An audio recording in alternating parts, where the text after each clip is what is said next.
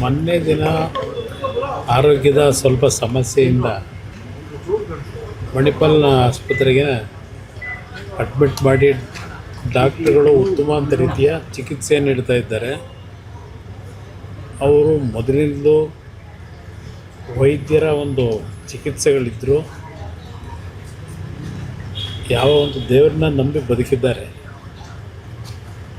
ಆ ದೇವರೇ ಅವರಿಗೆ ಎಲ್ಲ ರೀತಿ ಮತ್ತೆ ಪುನಃ ಇಂಥ ಒಂದು ಆರೋಗ್ಯದ ಸಮಸ್ಯೆಯಿಂದ ಹೊರಗೆ ಬರ್ತಕ್ಕಂಥ ಶಕ್ತಿ ಅವ್ರು ನಂಬಿರ್ತಕ್ಕಂಥ ದೇವರು ಕೊಟ್ಕೊಂಡು ಬಂದಿದ್ದಾರೆ.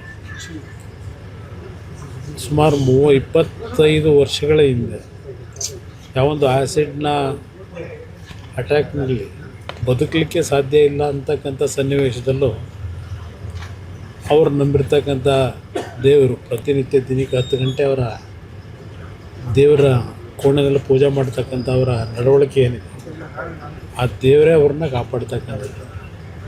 ಇಲ್ಲಿ ಮಣಿಪಾಲ್ನ ವೈದ್ಯರು ಎಲ್ಲ ರೀತಿಯ ಮುತುವರ್ಜಿ ವಹಿಸಿ ಎಲ್ಲ ರೀತಿಯ ಚಿಕಿತ್ಸೆ ಮಾಡ್ತಾ ಇದ್ದಾರೆ.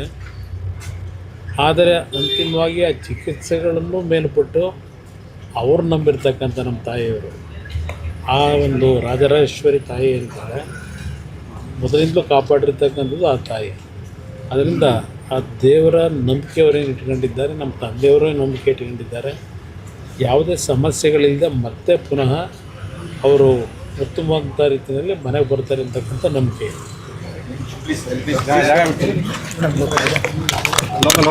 ಇನ್ನಷ್ಟು ಹೆಚ್ಚಿನ ಮಾಹಿತಿಗಾಗಿ ಫಾಲೋ ಮಾಡಿ ಬ್ರಿಗೇಡ್ ನ್ಯೂಸ್ ಕನ್ನಡ.